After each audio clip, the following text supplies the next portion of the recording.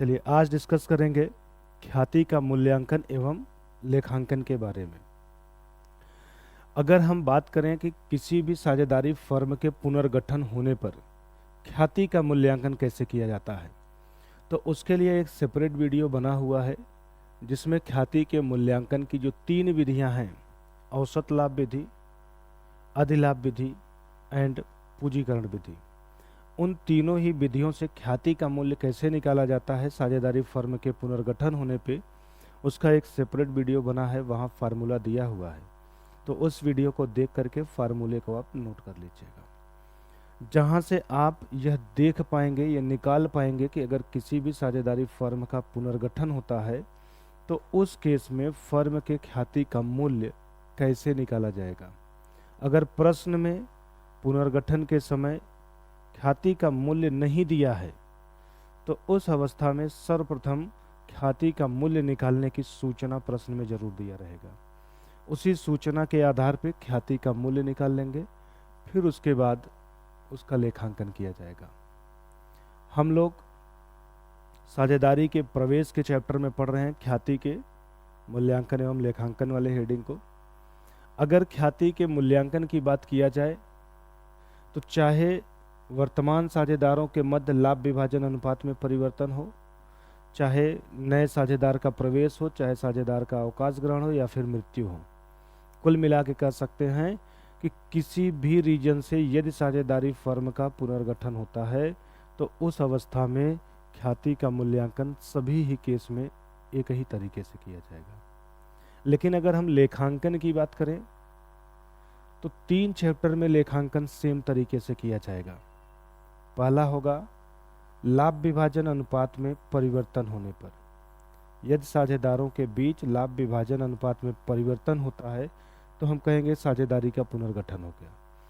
और दूसरा होगा अवकाश ग्रहण करने पर, तीसरा होगा मृत्यु।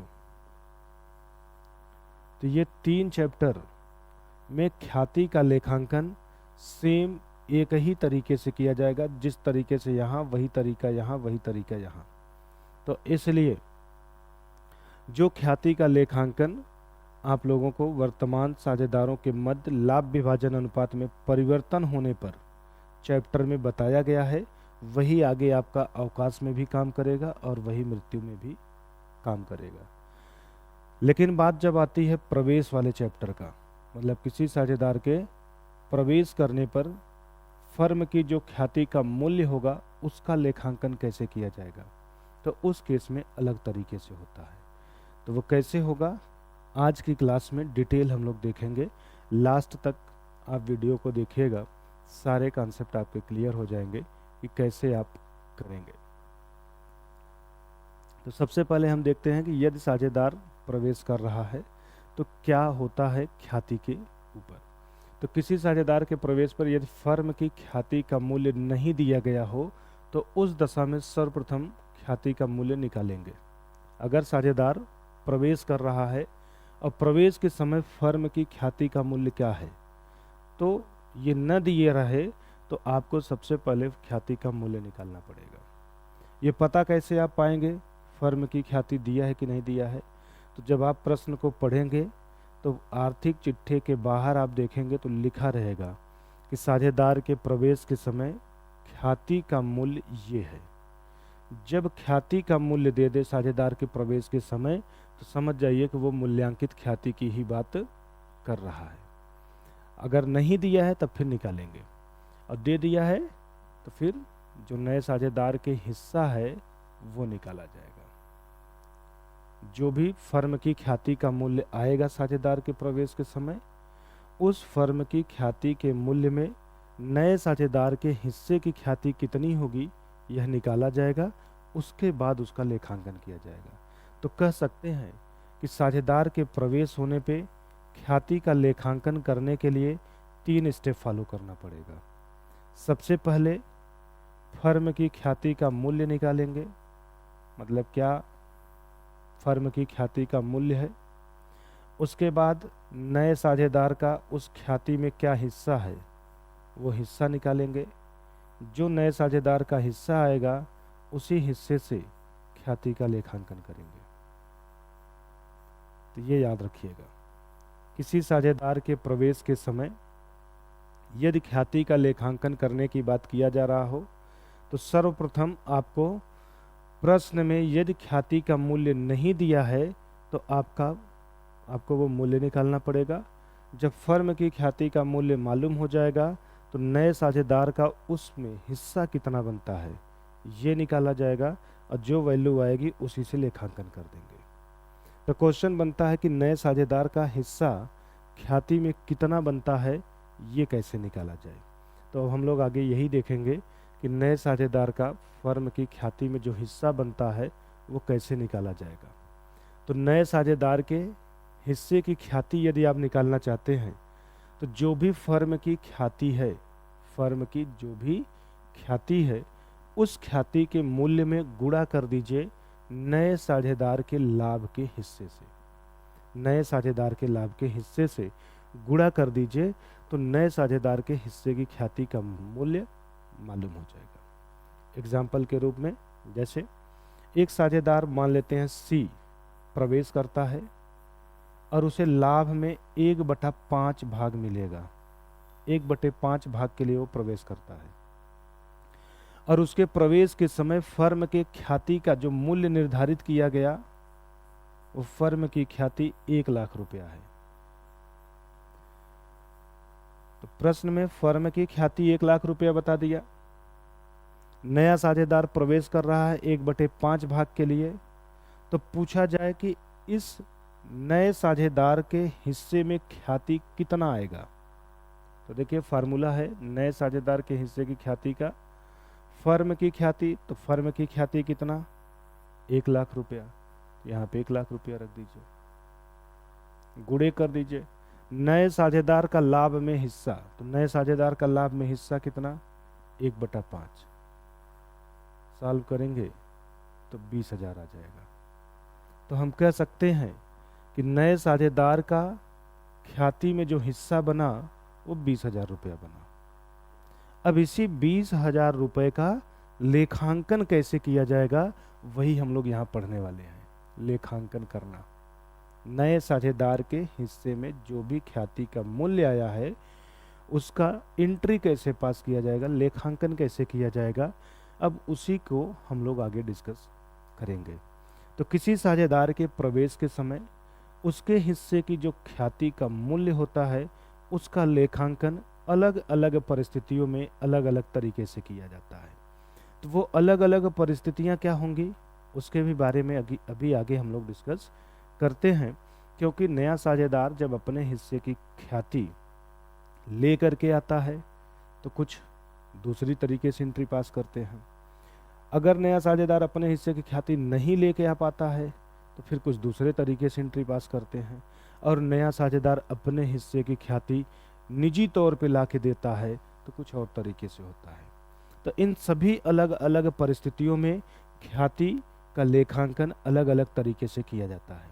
तो हर एक दशा में कैसे लेखांकन किया जाएगा इसको हम लोग स्टेप बाय स्टेप आगे डिस्कस करते हैं। नोट ना किए हो तो इसको आप नोट कर लें। अब देखते हैं कैसे लेखांकन किया जाएगा। तो यहाँ से स्टार्ट होता है हमारा ख्याति का लेखांकन। अभी जो आपने कॉन्सेप्ट सीखा वो बेस था, बेस जान जाएंगे तभी ख्याति का लेखांकन कर भी पाएंगे।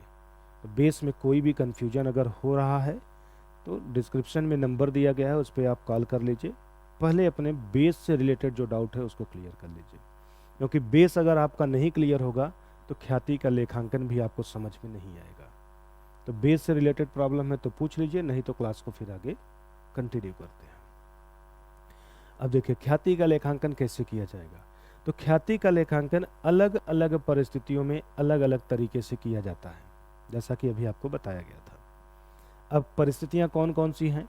तो पहली परिस्थिति, जब नया साझेदार द्वारा अपने हिस्से की ख्याति निजी तौर पे लाए।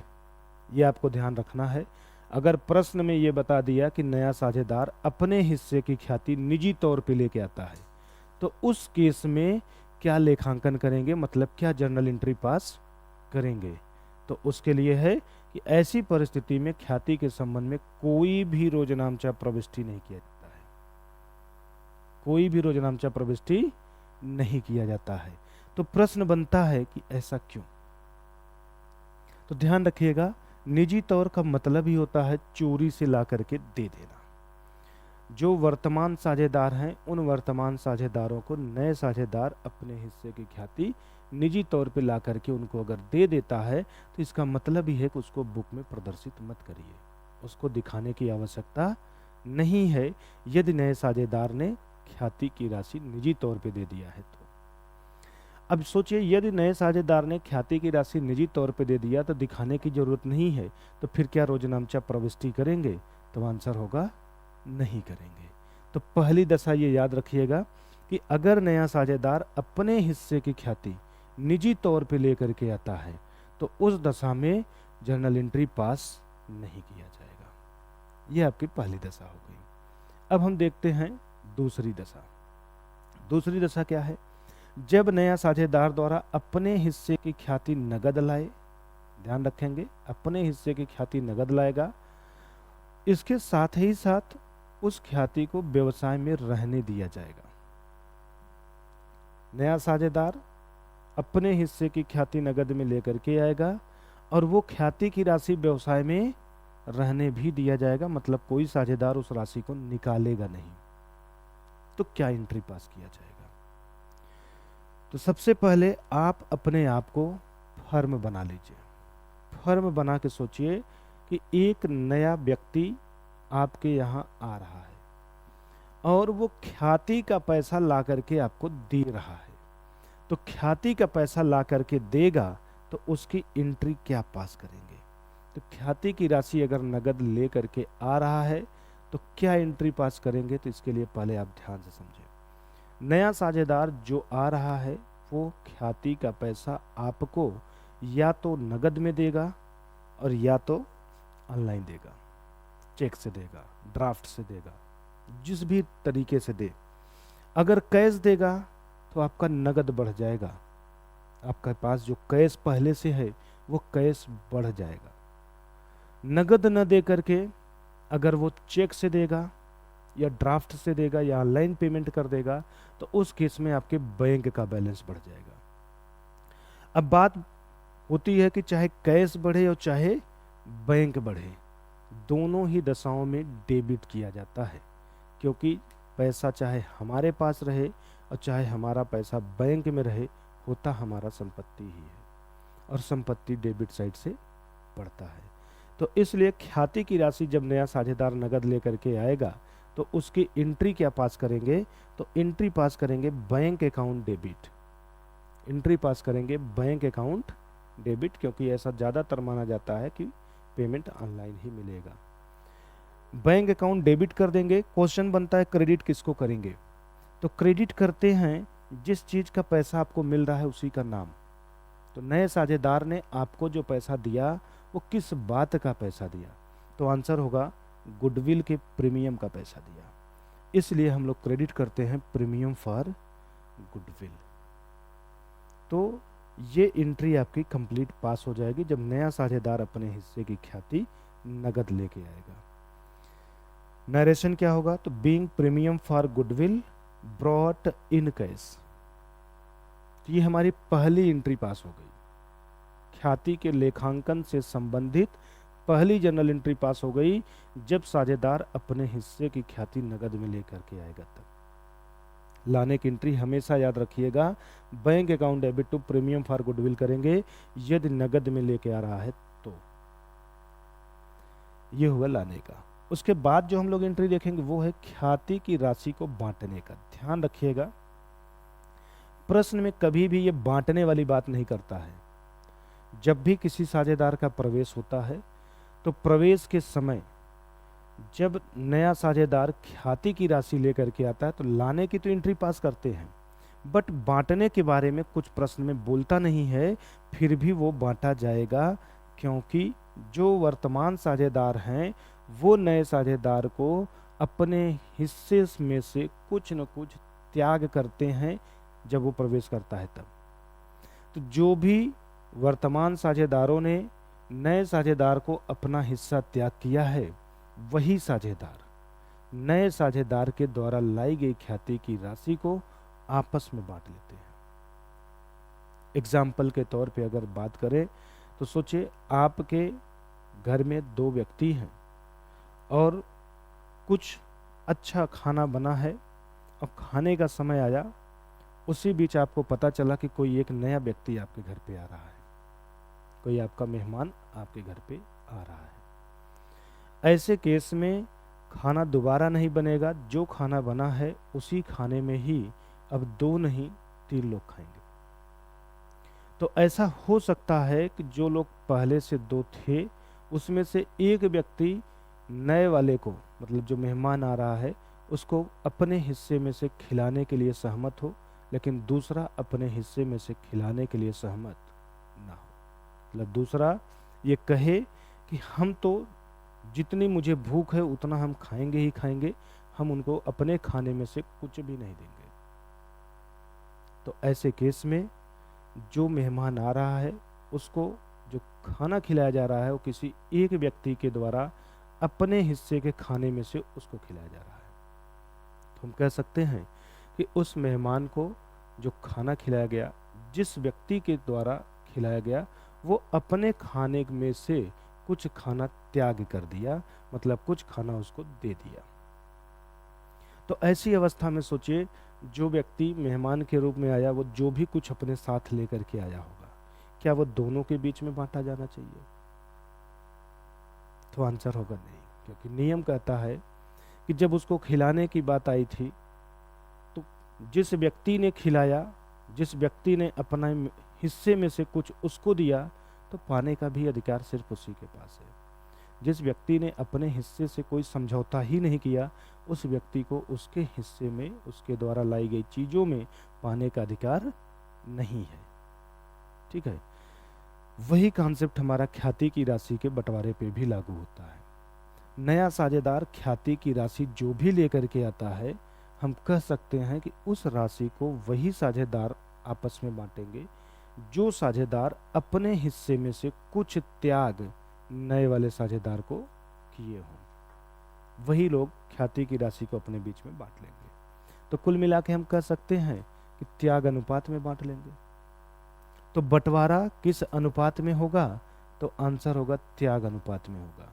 ये बात याद रखिएगा। नए साझेदार के प्रवेश पर उसके द्वारा लाई गई ख्याति की राशि को जब भी बांटा जाएगा तो त्याग अनुपात में बांटा जाएगा, वो भी उनके बीच में बांटा जाएगा जो साझेदार वहां पे त्याग किए होंगे। तो क्या एंट्री पास करेंगे?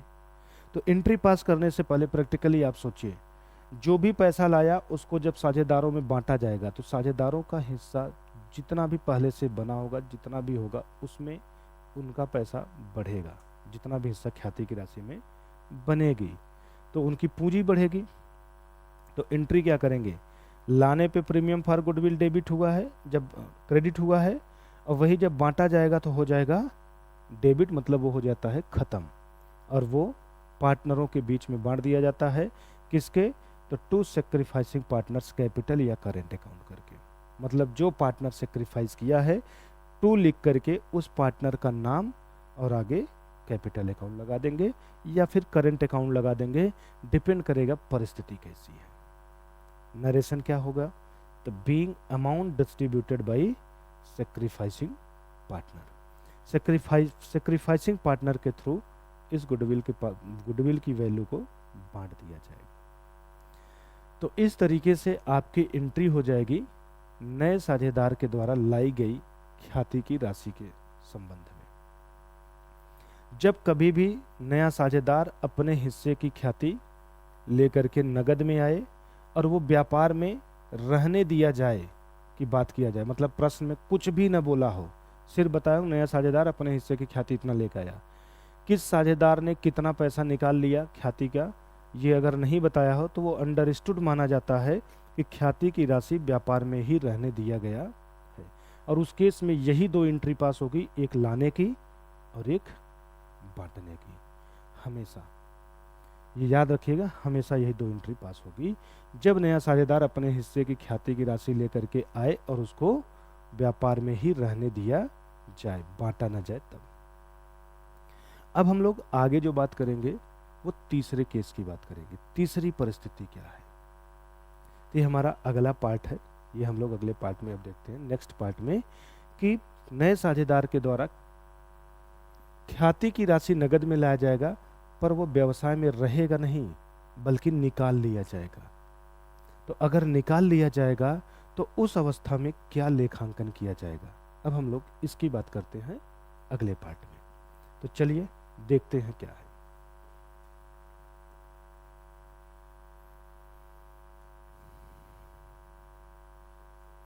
तो तीसरी परिस्थिति हम लोग सेकंड पार्ट में देख रहे हैं, क्या है, तो जब नए साझेदार द्वारा अपने हिस्से की ख्याति नगद लाया जाए तथा साझेदारों के द्वारा निकाल लिया जाए। जो भी ख्याति की राशि है उसको नगद लाया जाएगा और साझेदारों के द्वारा उसको निकाल लिया जाएगा। पहले केस में आपने देखा, सेकंड केस में, कि नया साझेदार ख्याति की राशि ला रहा था और वो निकाला नहीं जा रहा था। यहाँ पे बोल रहा है कि निकाल लिया जाएगा। तो ऐसे कहने पे ऐसी सिचुएशन में क्या एंट्री पास होगी, तो ऐसी दशा में लाने की व बांटने की रोजनामचा प्रविष्टि ठीक उसी प्रकार होगा जैसा कि परिस्थिति नंबर 2 में ए और बी का किया गया, तथा इसके साथ ही साथ एक प्रविष्टि निकालने की अलग से किया जाएगा। ये आपका नोट है। कहने का मतलब कि जब कभी भी नया साझेदार अपने हिस्से की ख्याति की राशि लेकर के आए और उसके हिस्से की जो भी ख्याति थी उसको जो पुराने साझेदार थे आपस में बांटने के बाद उस राशि को निकाल भी ले गए, तो ऐसी परिस्थिति में पहली एंट्री लाने की होगी, दूसरी एंट्री बांटने की होगी और तीसरी एंट्री निकालने की होगी। तब 3 एंट्री पास किया जाएगा। तो अब सोचिए, लाने की एंट्री तो अभी जस्ट आपने दूसरी परिस्थिति में देखा ही कि कैसे पास करते हैं, तो हम दोबारा यहाँ पास नहीं करेंगे क्योंकि सारे कॉन्सेप्ट वही सेम रिपीट होना है, तो दोबारा से यहाँ लिख के समझाने की कोई ज़रूरत नहीं है। इसीलिए यहाँ नोट के रूप में लिख दिया गया कि ऐसी दशा में लाने व बांटने की रोजनामचा प्रविष्टि ठीक उसी प्रकार होगा जैसा कि दूसरी दशा में ए और बी का किया गया है। तो लाने और बांटने वाली एंट्री सेम हो जाएगा। नई एंट्री सिर्फ क्या है, निकालने की। तो इसी एंट्री को हम लोग अगर सीख लें तो हमारी तीसरी भी सिचुएशन कंप्लीट हो जाएगी। तो अब आप जरा सोचिए, अगर कोई साझेदार अपने हिस्से का जो भी ख्याति था निकाल ले जाए तो क्या होगा। तो वो एंट्री पास करने से पहले दूसरी दशा वाली एंट्री ध्यान दीजिए। दूसरे दशा में दूसरी एंट्री जो बी वाली पास की गई थी, बी वाले में ख्याति की राशि को बंटवारा किया गया था। अब बंटवारा करने पे आपने देखा होगा कि पार्टनरों की कैपिटल क्रेडिट हुई थी। मतलब नए साझेदार के द्वारा लाई गई ख्याति में जिस साझेदार का जितना भी हिस्सा बना था उस हिस्से की राशि से उस साझेदार की पूंजी बढ़ी थी बांटने पे। और जब वही लोग वही पैसा निकाल ले जाएंगे तो जाहिर सी बात है साझेदारों की पूंजी कम हो जाएगी। जब बंटवारा हुआ, साझेदारों की पूंजी बढ़ी, तो निकालेंगे तो पूंजी घट जाएगी। तो निकालने पे क्या एंट्री करेंगे, तो आपको पता है कि पूंजी घटती हमेशा डेबिट से है और बढ़ती हमेशा क्रेडिट से है। तो साझेदारों की पूंजी को करना पड़ेगा डेबिट। तो विड्रॉल ऑफ पार्टनर्स कैपिटल या करंट अकाउंट डेबिट, मतलब उस पार्टनर को डेबिट कर देंगे जो पार्टनर गुडविल का पैसा निकाल रहे हैं, और कर देंगे टू बैंक। नरेशन हो जाएगा बीइंग गुडविल मनी विड्रॉन। तो ये हो गया आपका निकालने की एंट्री। इसके बाद अब हम लोग देखेंगे चौथी दशा, जब नया साझेदार अपने हिस्से की ख्याति संपत्ति के रूप में लेकर के आए। अपने हिस्से की ख्याति किस रूप में लेके आए, वो अपने हिस्से की ख्याति संपत्ति के रूप में लेकर के आएगा, मतलब अब नगद वगैरह नहीं लाएगा। तो इस दशा में क्या एंट्री पास किया जाएगा, तो कह रहा है ऐसी परिस्थिति में केवल ख्याति की राशि लाने वाली रोजनामचा प्रविष्टि अलग होगा, बाकी बांटने व निकालने वाली रोजनामचा प्रविष्टि में कोई भी परिवर्तन नहीं होगा। जैसे अगर हम बात करें नया साझेदार के द्वारा जब ख्याति लाई जा रही थी तो 3 एंट्री नॉर्मली आप लोगों ने सीखा। ए वाले में सीखा आपने लाने की एंट्री, बी वाले में आपने सीखा बांटने की एंट्री, एंड सी वाले में आपने सीखा निकालने की एंट्री। ये 3 एंट्री आपको सिखाया गया। अब चौथी दशा में कह रहा है कि वो अपने हिस्से की ख्याति संपत्ति के रूप में लेकर के आएगा। तो संपत्ति के रूप में लेकर के आएगा तो लाने वाली एंट्री में चेंजिंग तो दिखेगा, लेकिन बांटने की बात करें तो कोई भी चेंजिंग नहीं होगा, और निकालने की बात करें तो कोई भी चेंजिंग नहीं होगा। तो सिर्फ और सिर्फ कहाँ परिवर्तन होगा, तो आंसर होगा लाने वाली एंट्री में परिवर्तन होगा। तो लाने की एंट्री हम केवल पास करना जान लेते हैं, कैसे पास किया जाएगा। तो आप जरा सोचिए कि अगर कोई साझेदार अपने हिस्से का ख्याति संपत्ति के रूप में लाए तो आप क्या एंट्री पास करेंगे। तो आप बन जाइए फर्म। और सोचिए नया साझेदार संपत्ति ला करके देगा तो आपके व्यापार में जो संपत्तियां पहले से हैं वो तो रहेंगी ही रहेंगी, प्लस जो नए साझेदार ने संपत्ति और दे दी ला करके वो संपत्तियां व्यापार की संपत्तियों को बढ़ा देंगी। और आप सभी लोग को पता है कि संपत्ति हमेशा डेबिट से बढ़ता है और क्रेडिट से कम होता है। जिसे नहीं पता है वो लोग अपने कॉपी में लिख के भी रखेंगे कि संपत्ति हमेशा डेबिट से बढ़ेगा। मतलब अगर व्यापार की संपत्ति बढ़ रही है तो उसको डेबिट कर दीजिए, संपत्ति घट रही है तो क्रेडिट कर दीजिए। दायित्व की बात करें तो उसी का जस्ट उल्टा नियम लागू होता है। दायित्व संपत्ति का जस्ट उल्टा चलता है, मतलब ये घटता है डेबिट से और बढ़ता है क्रेडिट से। ये नियम हमेशा याद करके रखिएगा, जिससे आप जर्नल एंट्री आसानी से पास कर पाएंगे। चलिए यहाँ पे देखते हैं कि नया साझेदार अपने हिस्से की ख्याति संपत्ति के रूप में ला रहा है तो क्या एंट्री पास करेंगे। सोचिए अगर संपत्ति के रूप में लेकर के आएगा तो संपत्ति व्यापार में आएगी, और व्यापार में आएगी तो व्यापार की संपत्ति क्या होगी, बढ़ेगी। तो एंट्री पास करते समय क्या करना पड़ेगा, डेबिट। तो एंट्री में हम लोग क्या करेंगे, लाने के समय पे, तो लाने के समय पे उस संपत्ति का नाम लिख देंगे जो नए साझेदार लेकर के आ रहा है। तो name of asset account debit, क्योंकि नया साझेदार संपत्ति जो भी लाएगा वो संपत्ति कहीं न कहीं व्यापार की संपत्तियों को बढ़ा देगा। तो संपत्ति डेबिट से बढ़ जाएगा। और ये संपत्ति किस बात का ला के दिया है, तो बोलेंगे प्रीमियम फॉर गुडविल का, तो फिर प्रीमियम फॉर गुडविल क्रेडिट कर देंगे। नरेशन हो जाएगा being premium for goodwill brought in kind.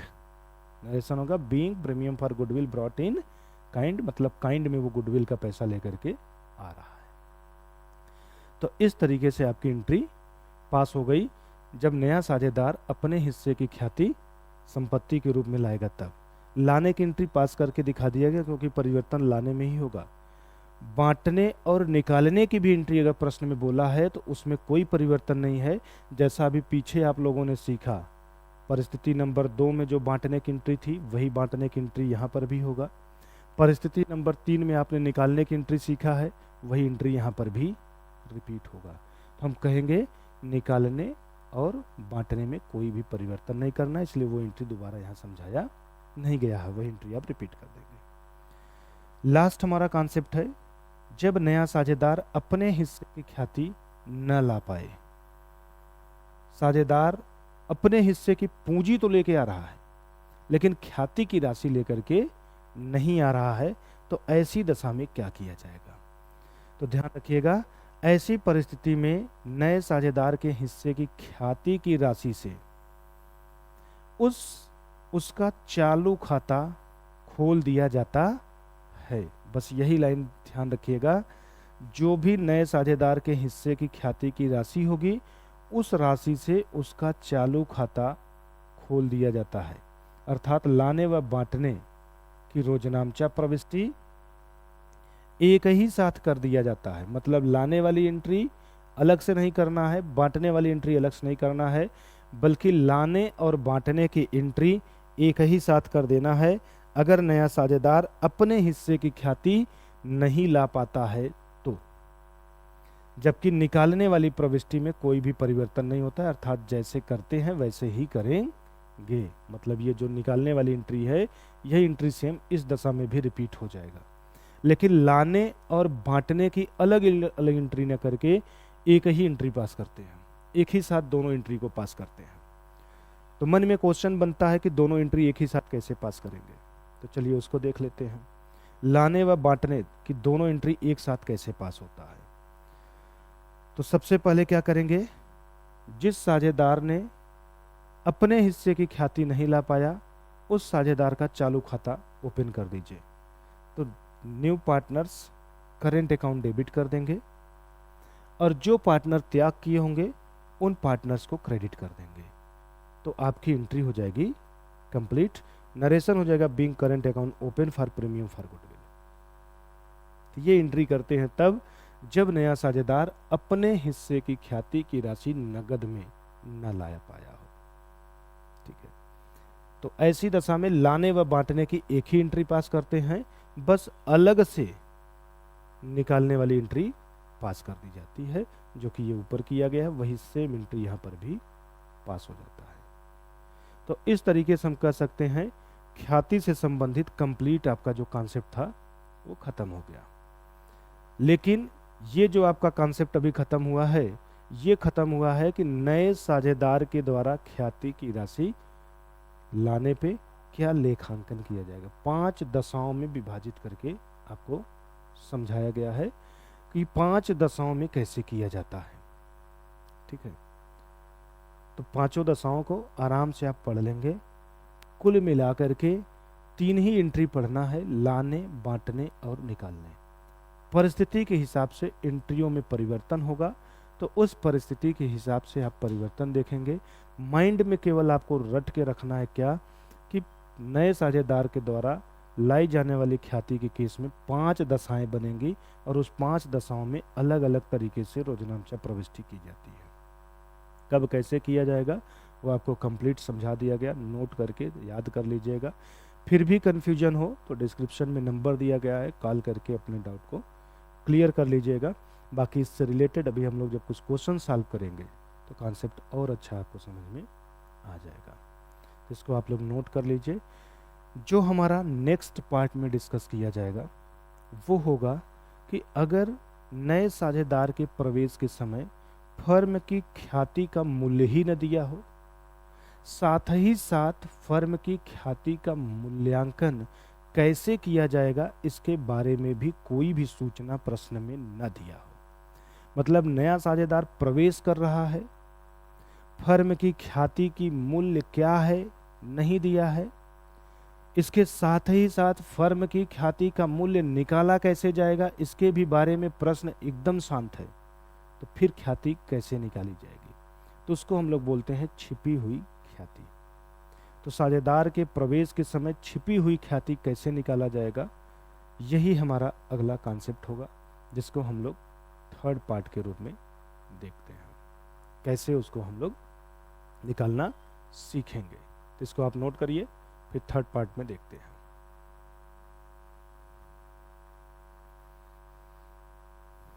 चलिए, थर्ड पार्ट हमारा क्या है, छिपी हुई ख्याति। ये छिपी हुई ख्याति कैसे पता करेंगे कि हमें प्रश्न में छिपी हुई ख्याति ही निकालना है। तो ध्यान दीजिएगा, साझेदार के प्रवेश के समय यदि फर्म की ख्याति का मूल्य न बताया हो कि फर्म की ख्याति का मूल्य क्या है, और इसके साथ ही साथ प्रश्न में यह भी न बताया हो कि फर्म की ख्याति का मूल्य किस आधार पर निकाला जाएगा, क्वेश्चन एकदम साइलेंट हो गया हो ख्याति के बारे में, तो समझ जाइए कि हमें इस प्रश्न में छिपी हुई ख्याति निकालना है। तो छिपी हुई ख्याति निकालेंगे कैसे, उसी के ऊपर हम लोग आज की इस क्लास में डिस्कस करेंगे कि छिपी हुई ख्याति एक्चुअल में निकाला कैसे जाएगा। तो एक फार्मूला है, उस फार्मूले को याद करके रखिएगा। छिपी हुई ख्याति कभी भी आपसे गलत नहीं होगा, आराम से आप निकाल ले जाएंगे। तो छिपी हुई ख्याति निकालने का सूत्र क्या है, तो सर्वप्रथम क्या आपको करना है, नए साझेदार के पूंजी के आधार पे फर्म की कुल पूंजी निकाल लेना है। जो नया साझेदार प्रवेश कर रहा है वह पूंजी के लिए जितना भी पैसा लेकर के आया होगा, उसी पूंजी के आधार पे फर्म की कुल पूंजी को सर्वप्रथम निकाल लीजिए। कैसे निकालेंगे? तो उसके लिए भी देखिए ब्रैकेट में लिखा गया है, नए साझेदार की पूंजी में नए साझेदार के लाभ का हिस्से का उल्टा कर दीजिए, तो जो आएगा वो फर्म की कुल पूंजी हो जाएगी। उदाहरण के रूप में मान लेते हैं एक सी नाम का व्यक्ति था जो प्रवेश किया और पूंजी के रूप में 1,00,000 रुपया लेकर के आया। 1,00,000 रुपया पूंजी के रूप में लेकर के आता है और उसको लाभ में जो हिस्सा मिलेगा वो 1/5 भाग मिलेगा। मतलब नए साझेदार को प्रवेश के समय पूंजी के रूप में 1,00,000 रुपया लेकर के आना है और उस साझेदार को लाभ में 1/5 हिस्सा मिलेगा। तो ये नए साझेदार के देखिए पूंजी दे दिया और उसका लाभ में हिस्सा दे दिया। अब आपको इसी नए साझेदार के पूंजी के आधार पर फर्म की कुल पूंजी निकालना है। तो क्या करिए, इसी 1,00,000 रुपए में मतलब नए साझेदार के द्वारा लाई गई पूंजी में गुणा कर दीजिए उसके लाभ का जो हिस्सा है उसी का उल्टा करके, मतलब 1/5 को उल्टा कर दीजिए तो माने 5/1, 5/1 करके गुणा कर दीजिए, तो जो वैल्यू आपको पता चलेगा वो फर्म की पूंजी हो जाएगी नए साझेदार के पूंजी के आधार पे। तो हम बोलेंगे नए साझेदार के पूंजी के आधार पे फर्म की कुल पूंजी का मूल्य कितना आ गया? 5,00,000 रुपया आ गया। तो ये आप 5,00,000 रुपया यहाँ पे रख देंगे। तो सर्वप्रथम आपको नए साझेदार के पूंजी के आधार पे फर्म की कुल पूंजी ही निकालना पड़ेगा। इसके बाद उसमें से माइनस क्या करना रहेगा? तो माइनस करना है पुराने साझेदारों की समायोजित पूंजी। प्रश्न में समायोजित पूंजी के बारे में बोला भी नहीं रहेगा। समायोजित पूंजी निकाली कैसी जाएगी? तो सबसे पहले हम जानते हैं समायोजित पूंजी आखिर कहते किसको हैं। तो समायोजित पूंजी किसे कहते हैं? तो पूंजी खाते का सीडी वाली अर्थात अंतिम पूंजी समायोजित पूंजी कही जाती है। ऐसे भी नहीं समझ में आया तो दूसरा समझिए। आप सभी लोग साझेदारों का पूंजी खाता बनाते हैं। सब लोग जब साझेदारों का पूंजी खाता बनाते हैं तो आपने देखा होगा कि पूंजी खाते में आने वाली जितने भी मदें होती हैं सारी मदों को लिख लेने के बाद अंत में आप पूंजी खाते को बंद करते हैं। और जब पूंजी खाते को बंद करते हैं तो पूंजी खाते के क्रेडिट और डेबिट दोनों साइड का टोटल करके डिफरेंस वैल्यू निकालते हैं। जो डिफरेंस वैल्यू आती है उस डिफरेंस वैल्यू के सामने पर्टिकुलर में आप लोग टू बैलेंस सीडी ही करके लिखते हैं। टू बैलेंस सीडी ही करके लिखते हैं। तो जो टू बैलेंस सीडी की वैल्यू होती है उसी को ही हम लोग कौन सी पूंजी बोलते हैं? तो आंसर होगा समायोजित पूंजी। तो कहने का मतलब साझेदार के प्रवेश के समय अगर ख्याति का मूल्य नहीं दिया है तो वो मूल्य निकालते समय आपको समायोजित पूंजी की जरूरत पड़ेगी। और समायोजित पूंजी कैसे निकलेगा? तो साझेदार का पूंजी खाता बना करके उनकी अंतिम पूंजी निकाल लीजिए, उसी को समायोजित पूंजी कहेंगे। वो समायोजित पूंजी फर्म की कुल पूंजी से क्या कर दीजिए? माइनस कर दीजिए। इसके साथ ही साथ जो नया साझेदार अपने हिस्से की पूंजी लेकर के आया है उसको भी माइनस कर दीजिए। माइनस करने के बाद जो बची हुई वैल्यू होगी उसी बची हुई वैल्यू को ही हम लोग क्या बोलेंगे? तो फर्म की छिपी हुई ख्याति बोलेंगे। इस तरीके से फर्म की वो ख्याति हम लोग निकाल लेंगे जो छिपी हुई है, मतलब जो दिखाई नहीं दे रही थी। इसी वैल्यू को हम लोग फर्म की मूल्यांकित ख्याति भी बोलते हैं। फर्म के ख्याति का मूल्य कितना है वो हम लोगों ने निकाल लिया। छिपी हुई ख्याति का मूल्य निकाल लिया। तो छिपी हुई ख्याति के ही मूल्य को क्या बोलते हैं? फर्म की मूल्यांकित ख्याति।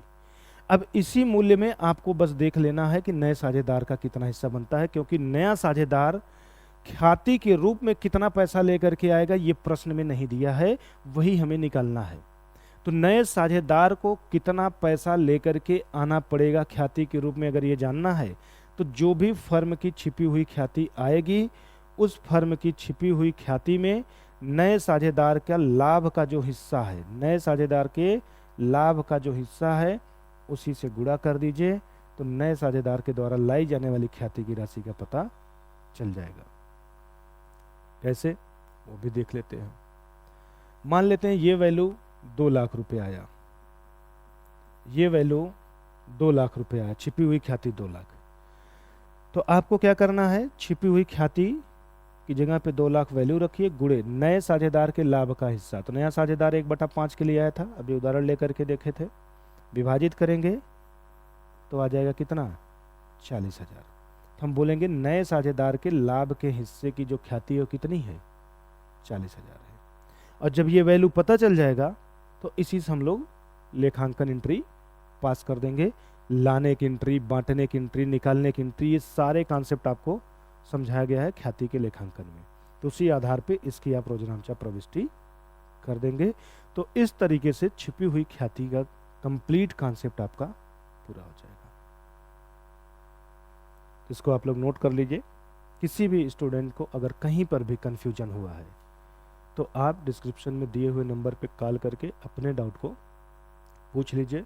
और यदि आप कंप्लीट वीडियो सीक्वेंस से देखना चाहते हैं, क्योंकि यहाँ पे आपको कुछ वीडियो आगे पीछे मिलते होंगे, तो सीक्वेंस से देखना चाहते हैं तो आप लोग हमारे संस्था के साथ जुड़ सकते हैं, पेड बैच में जुड़ सकते हैं, जिससे आपको सारे वीडियो सीक्वेंस से मिल जाएंगे। और जुड़ने के लिए इजी सा प्रोसेस है, गूगल प्ले स्टोर पे जाएं, विजियो करियर पॉइंट एप्लीकेशन को डाउनलोड करें, वहाँ पे अपने कोर्स को जा करके सेलेक्ट करें और एक नॉमिनल अमाउंट पे करके आप पेड बैच के रूप में जुड़ जाएं। सारे क्वेश्चन, सारे कॉन्सेप्ट एकदम सीक्वेंस से चैप्टर वाइज आपको वहाँ पर मिल जाएगा, जिससे आपका कोई भी टॉपिक नहीं छूटने पाएगा। तो आप इस तरीके से जुड़ करके अपनी क्लास को आगे कंटिन्यू कर सकते हैं। बाकी जो लोग यूट्यूब से देख रहे हैं, कवर कर रहे हैं, वो लोग इसको देख के नोट कर लें। बाकी अगली क्लास में हम लोग कुछ नए कॉन्सेप्ट को लेकर के डिस्कस करेंगे। अभी के लिए इतना है।